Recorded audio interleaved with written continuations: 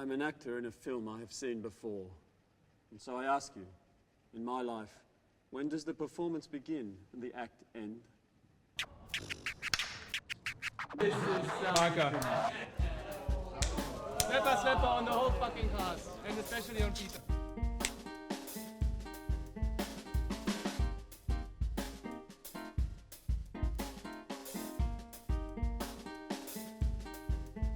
Shall we do it in English? I think we should do it in English. Yeah, you can, you know. Yeah. You don't have to subtitle us. If you want to do it in English. Save some time. Well, Once Open in Time, March 2013. This Australian guy who was really hard to understand on the phone called me up and introduced himself. Hi, I'm Brodie Higgs. I'm a director from Australia living in Berlin, and I wrote a script called Elixir, and I've got a presentation. I would like to send it to you. Ja, Elixir ist schon ein sehr besonderer Film, sehr anspruchsvoller Film, weil er im Prinzip auch ein eigenes Kunstwerk eigentlich an sich darstellt, so wie er eigentlich konzipiert und geplant ist. Und mit Brodie Higgs arbeiten ist eigentlich auch wie mit einem Künstler arbeiten. So. Und das war eigentlich die Herausforderung, die mich,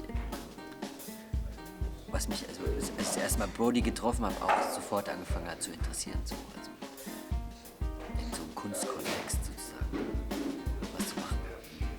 I remember that Brodie sent me just like the reference booklet with no script yet, in just like a treatment synopsis kind of just like inspirations, and I found it like something really interesting because it was quite rare.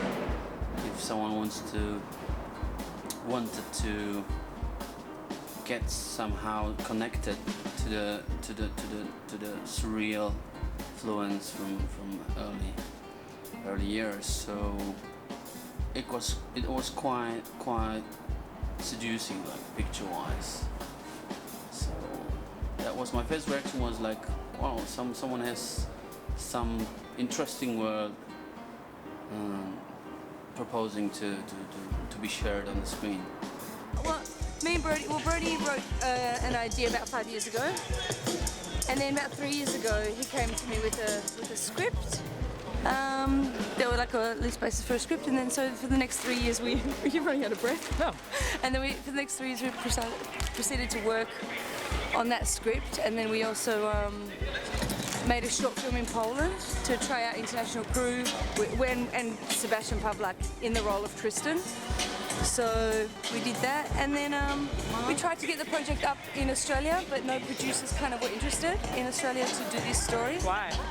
Because, I don't know, Australians didn't want to see a film about artists. So this was something that we thought, okay, this is not only interesting for Berlin viewers or German viewers, but also for an international audience, because there's so many people who are dreaming of Berlin for some reason, and in that film it mirrors that somehow, because this is full of individual characters that are artists, you know, and in the film they already came here in the 90s and got stuck in Berlin because they wanted just to live here and be artists and like share their ideas and hopes, and for some of them it worked out, and for some of them it didn't, and that's actually something that is Berlin somehow.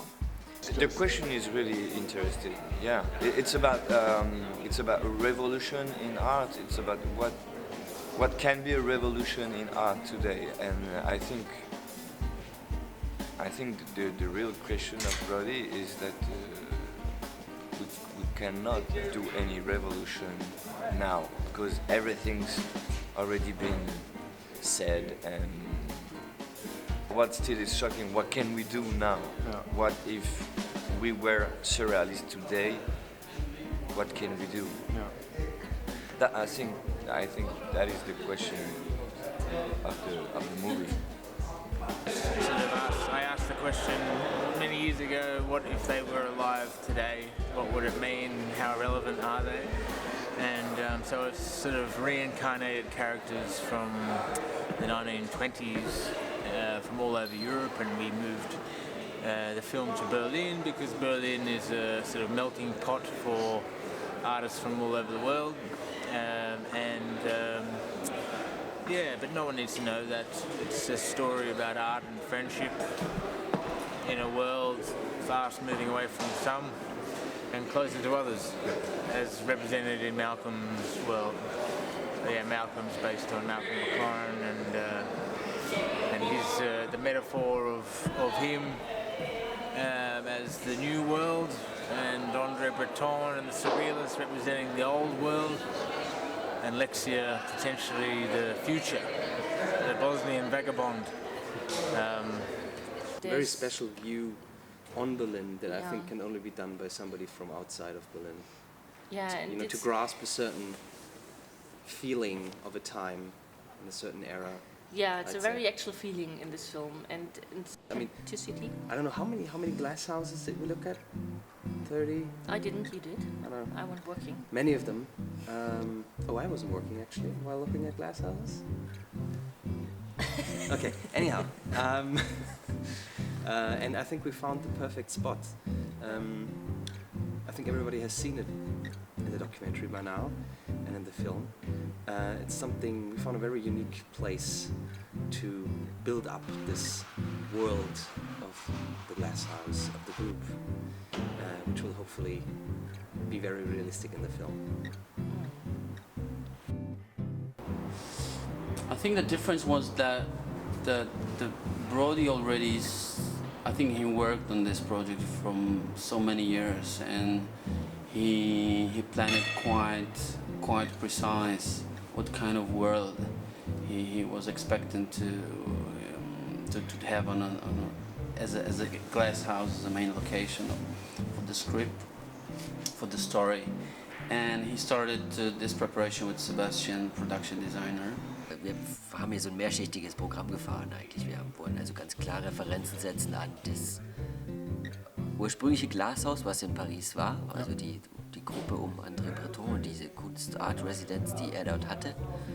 Deswegen gibt es hier also so Zitate davon.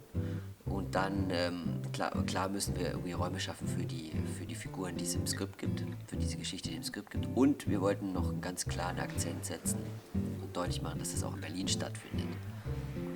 Das passiert zum Beispiel eben dann mit diesen Künstlern, die wir eingeladen haben, ihre Arbeiten mit in im Film zu zeigen. Although the script wasn't really fully developed and ready by that time, you could see that he has a very clear vision of what he wants, and including real artists, not people Yes. from only the film world, but from other art areas, was really tempting to bring them all together. Like fashion, design, art itself. Yeah. That was something that was a unique thing, and that I think that interested me as well very Yeah, much and that made to it- see those worlds combine and come together, making something. And to let it be very Bigger. authentic on all levels, which was important to us as well. Wenn du sowas siehst, wenn du merkst, dass du etwas kreierst und etwas entwickelst im Kopf und deine Welt mit dieser Welt verbindest, die ja hier stattfindet, die hier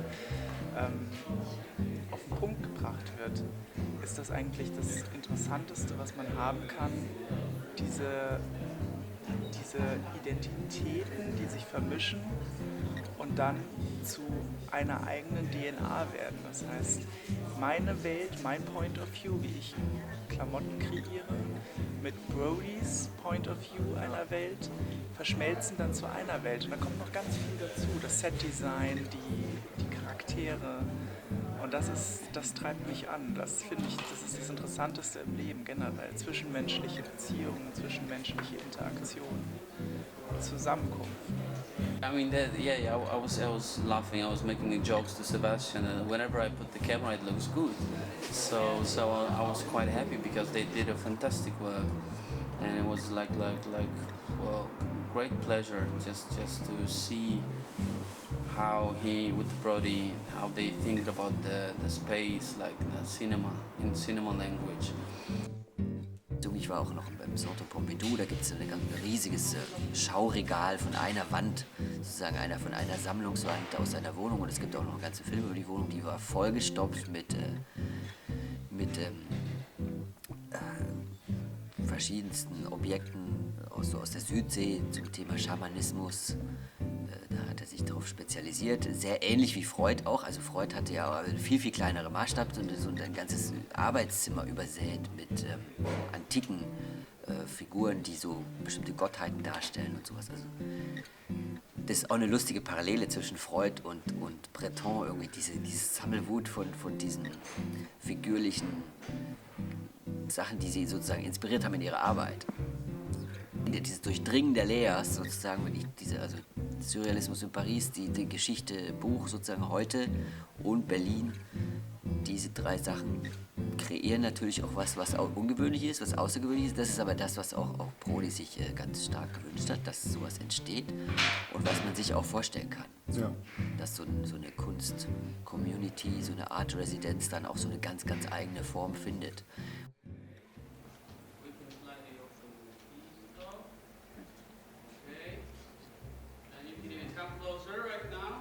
We ended up having people and actors from many different countries because it was always concept of the film to generate this melting pot and to have this expat scene more or less, people coming from abroad, living in Berlin, being artists in Berlin was one of the key terms actually from the beginning. So we have actors from Macedonia, from France, from Poland, from Australia, And from Germany. from Germany, and there might even be a guy who has a Swiss passport, but I don't know. Maybe. Anyhow, many Probably. countries. There's always Probably. one Swiss guy somewhere hidden in the corner. Yeah. He lives for writing.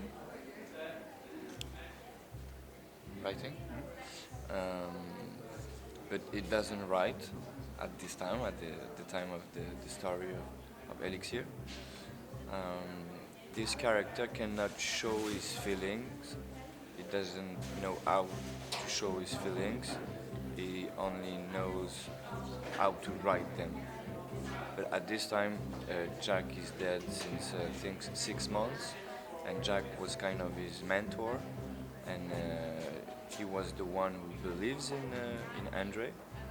So now he's dead, and Andre does not believe in himself anymore. Yeah, I mean, it wasn't planned to go for French Andre, not in the beginning. We were on the outlook for a German one, but that didn't work out for Brodie, and then it was clear for him sooner or later that the main character, based on André Breton, which is such a strong figure out of French history, that this guy just needs to have a French background. So we were on the outlook last autumn for actors in France, and then Brodie and Anya went over and did the casting there, and after some circumstances that would go too far now, they came back with Swan, which made us really happy, because we think also he is a little bit younger as an actor that he was supposed to be in the script. It totally worked out, and we are More than happy. very happy with the result. And I think that Swan is too. And Brodie is, I know that so far.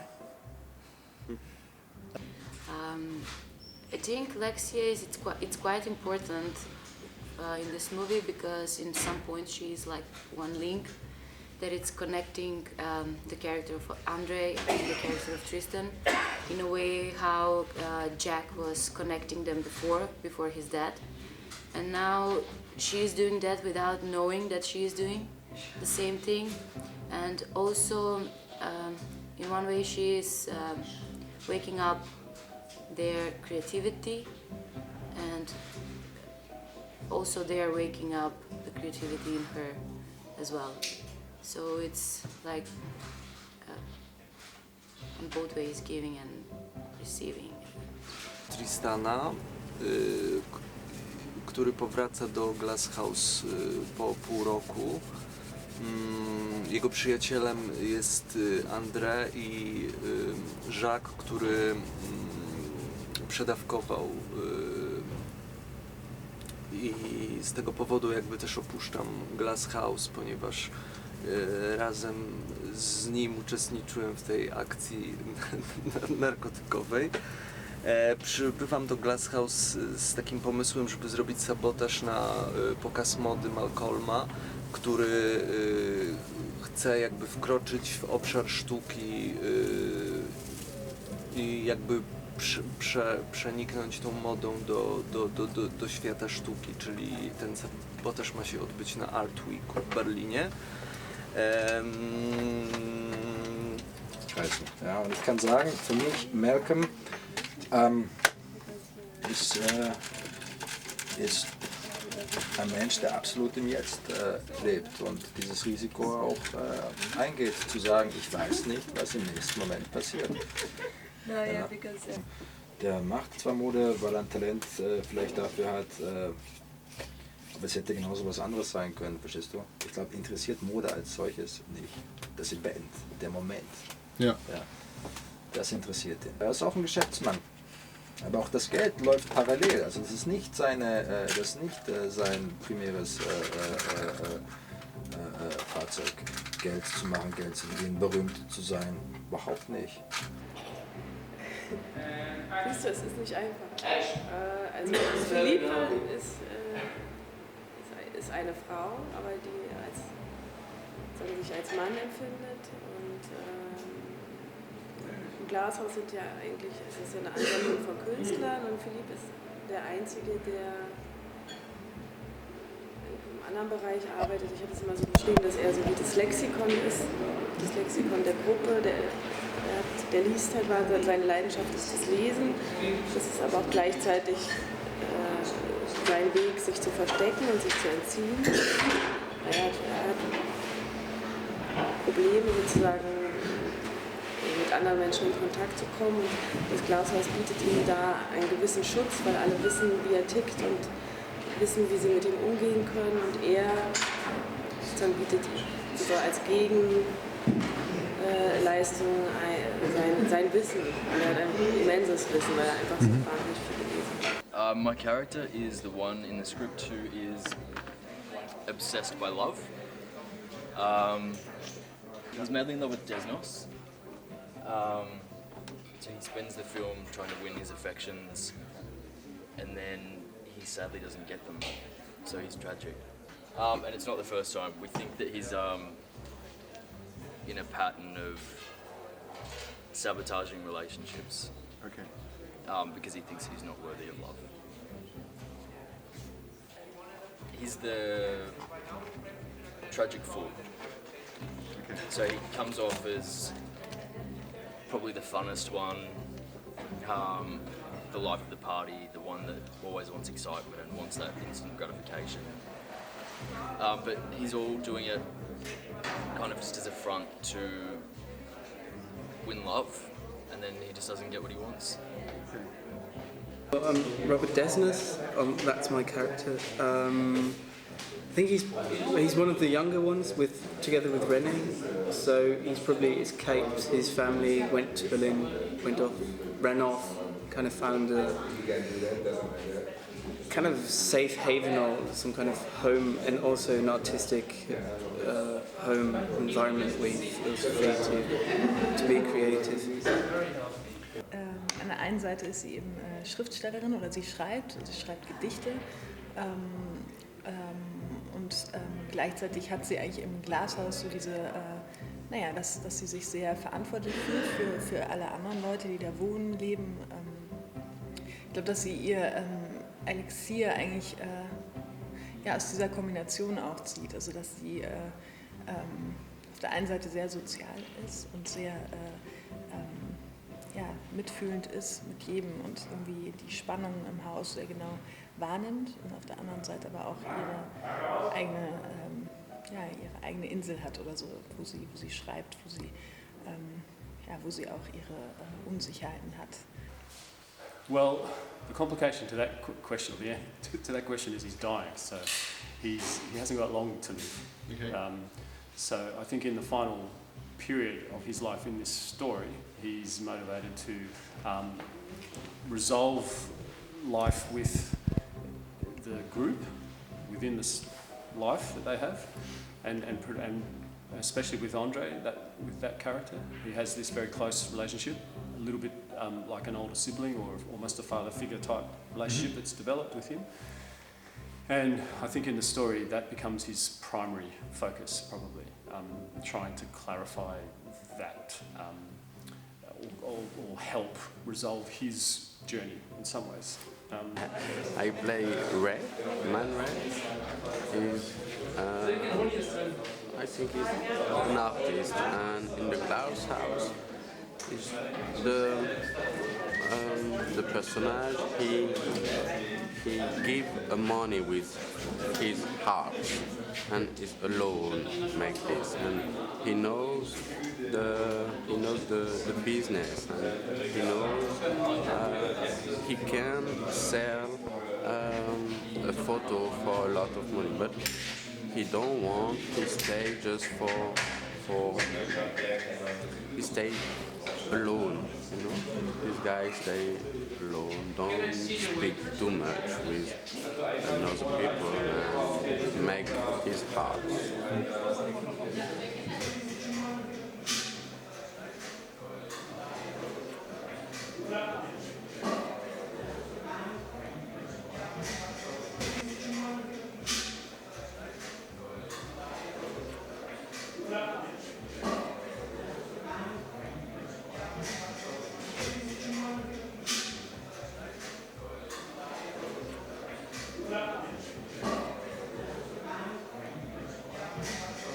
I mean, it's sort of representative of Berlin in a way. You know, you've got a lot of different cultures, a lot of different countries coming together, and that's the way I want to live.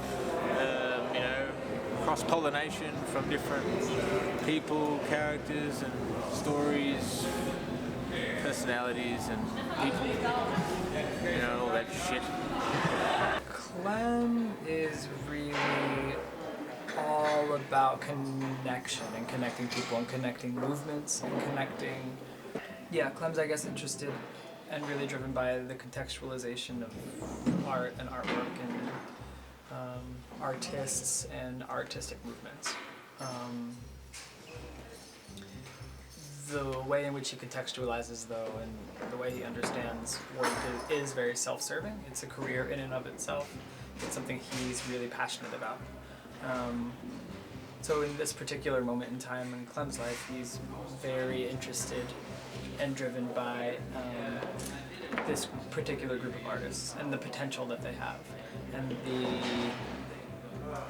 splash they can make, I guess, the very contemporary now and here splash that they can make in an art context. Yeah.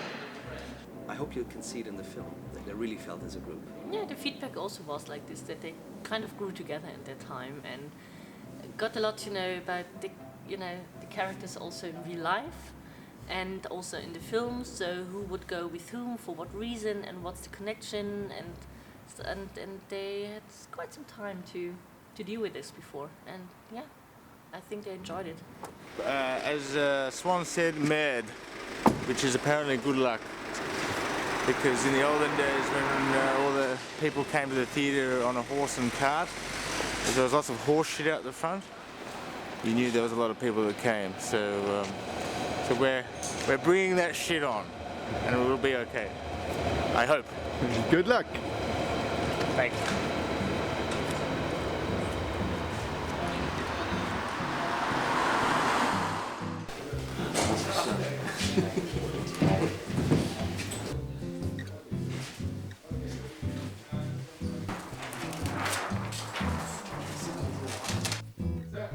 Action! And cut! But something very... no. Yeah? Okay. Finish on the table behind him and then go to Lexi's table. Cut. Cutting. How are you guys feeling? I'm relieved. Oh, relieved, yeah, definitely relieved. Well, at least we have some coverage Finished on the on first time. day, Yeah, which is good. and we're getting kicked out in 10 minutes. But we've got everything. Yeah. But we're getting a pick-up shot And hopefully it's gotten better every rewrite. every day. Yeah. Every minute. No, it's coming together. Now you just have to make it human. It's all very good, all good on paper. Yeah. Getting it made is another challenge.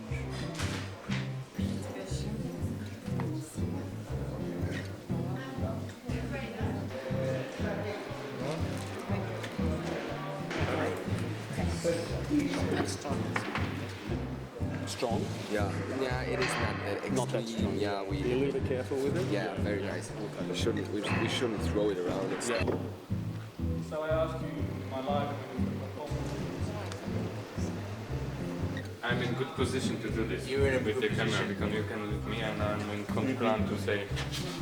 Look this. Yeah. Yeah, it comes forward. Bang. I'm forward. Yeah, sounds good to me. Yeah, beautiful. Yeah. Okay. Yes. Skoncentrowany.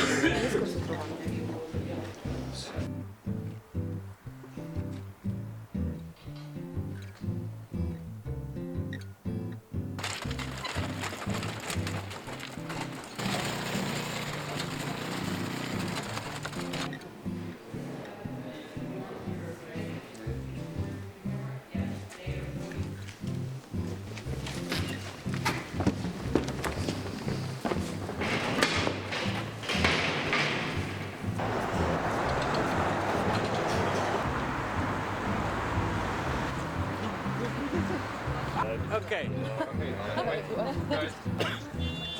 Can't see. It's amazing. But how are you gonna have it in your hand? I think we. Yeah.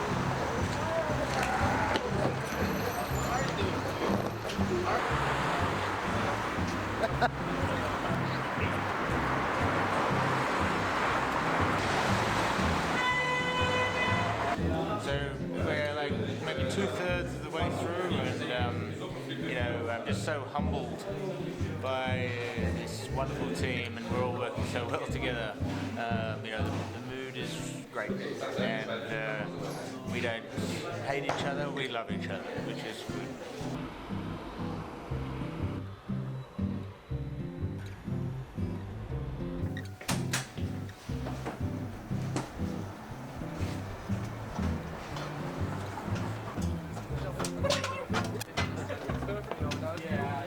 Und dann parken jetzt raus auf dem Parkplatz. Ja.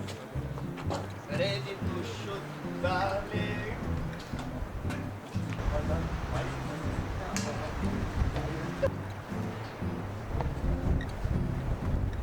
Camera, look at the umbrella.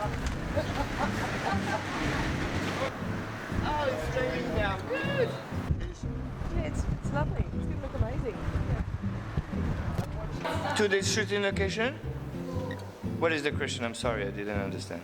Because now I'm more in English, you know? We're rolling. We are rolling. Rolling. Oh, Maybe too much. maybe too much, I don't know. Where are you going? Still text love.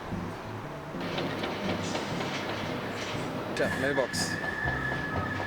Zu hoch. Die sind gesponsert.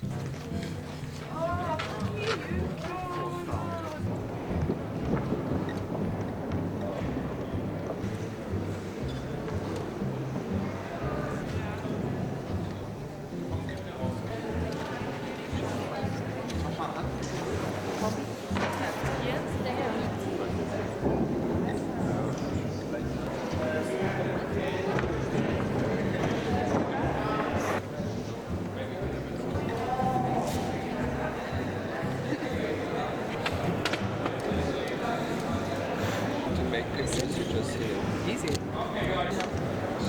It's nice because and they don't see anything from the mask, maybe through the mouth. And then was wrong sound.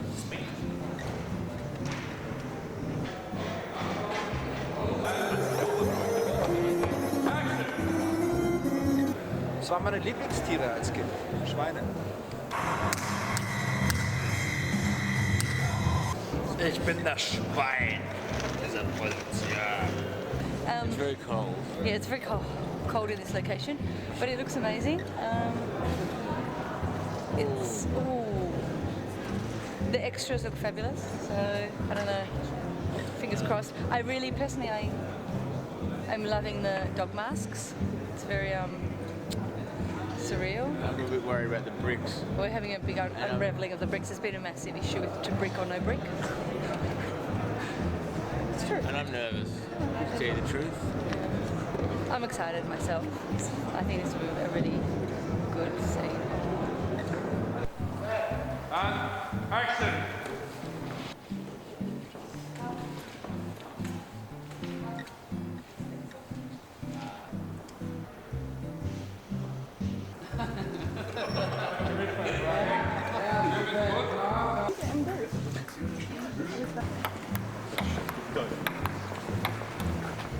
You like the smoke? Cool.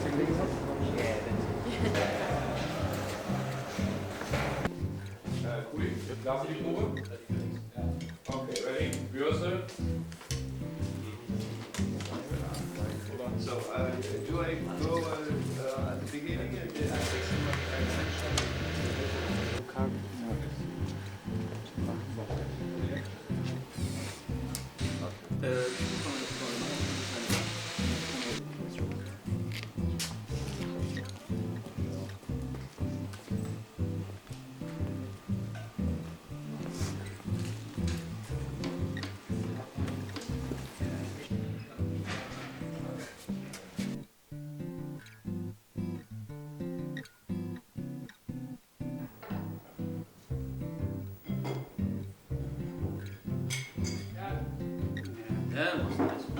Yeah, that's why we're here. And we're here to make art. We're here to make film as art, not as some factory.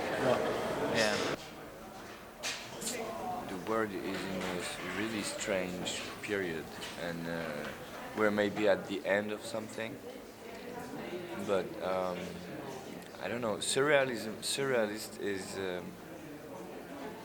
It's difficult for me because I'm French, and for me surrealism is really in the beginning of the 19th. Yeah. And for me it's a context, political context, social context, and this is over now. It's interesting because their whole campaign is to just get rid of reason and logic in the world. That's kind of like what they aim to do in terms of the modern society.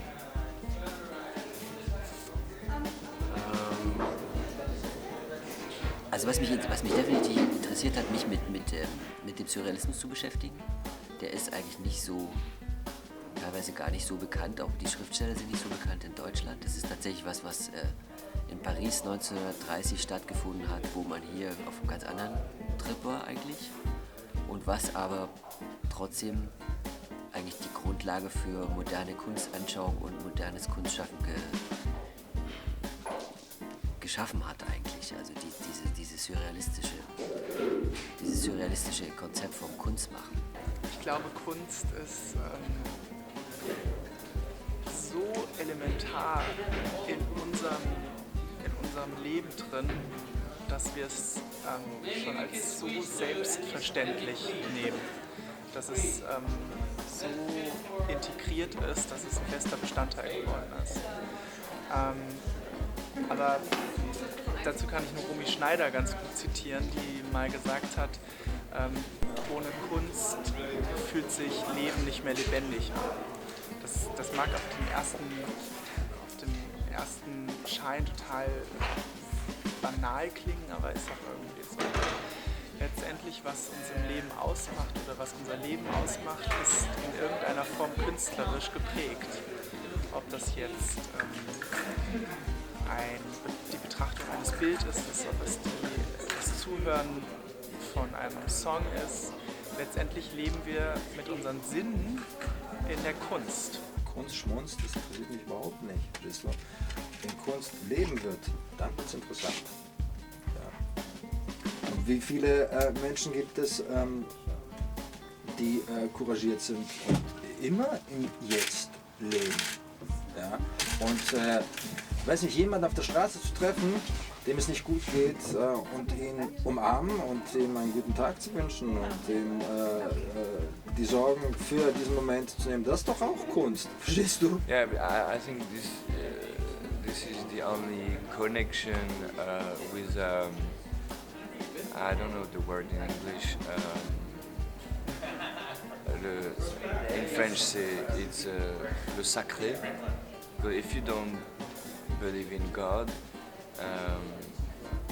music, art, and literature is is a way to feel what is invisible. It's a way to feel a kind of invisible truth, and it's only a question about feeling. It's not the reason who's talking. When you're listening some music, then you're like, and there is no explanation. There is no reason, mathematical reason. Yeah. This is just about feeling, and of course we need to feel with that reason.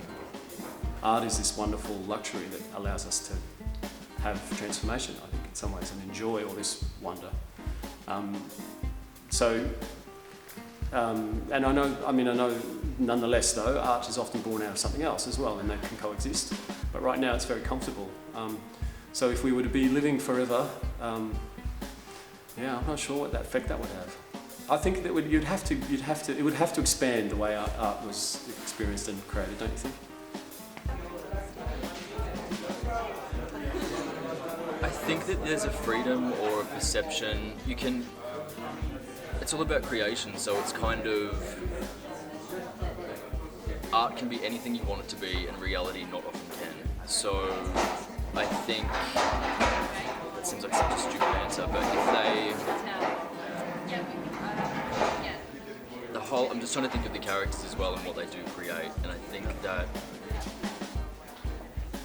particularly my character is somebody who retreats from reality almost into an artistic world where he surrounds himself with people who are pieces of art, and he wants to go places that are artistic, and he wants every moment to aspire to be art, and that's why he wears what he wears, that's how he talks, where he talks, it's how he poses, and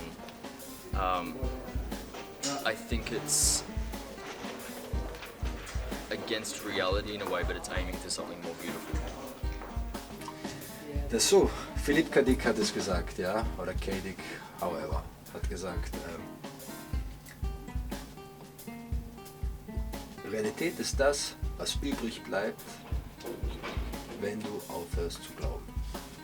So, voilà. Das bedeutet, hier zu sein. Das ist ja genau der Konflikt, der gezeigt wird, also im Buch. Und der mich auch stark beschäftigt hat. Also weil einige der Surrealisten haben ihr Leben eingesetzt und haben im Spanienkrieg sozusagen mitgekämpft, so aufgrund ihrer Überzeugung. Irgendwie darüber haben sie sich auch zerstritten, über die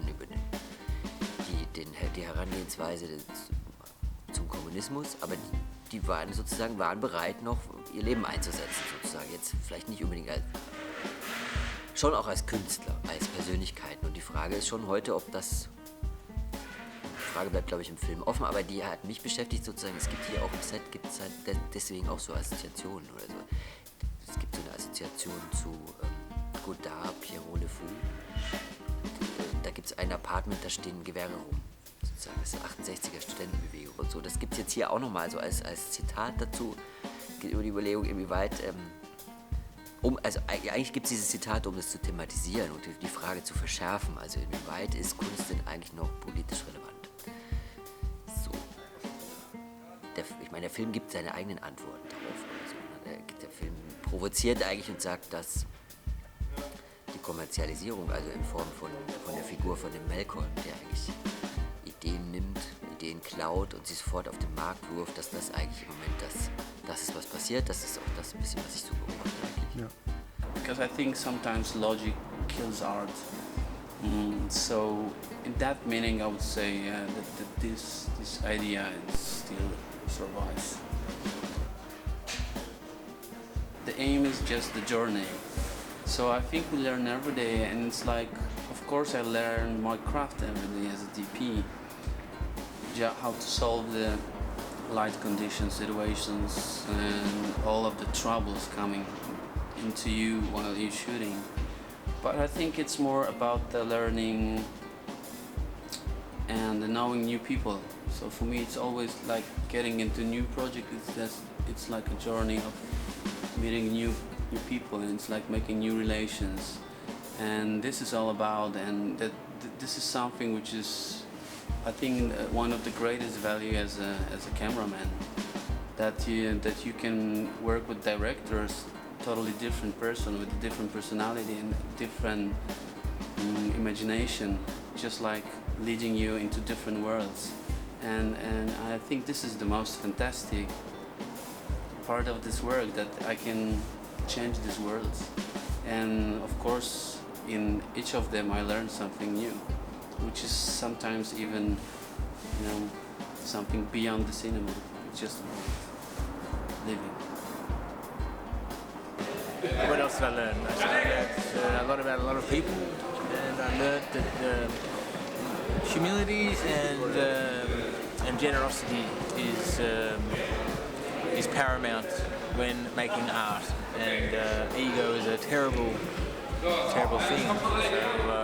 So dealing with egos is always part of filmmaking, and I think if you don't have one yourself, you can do it a little bit better. But we all have a healthy essence of ego.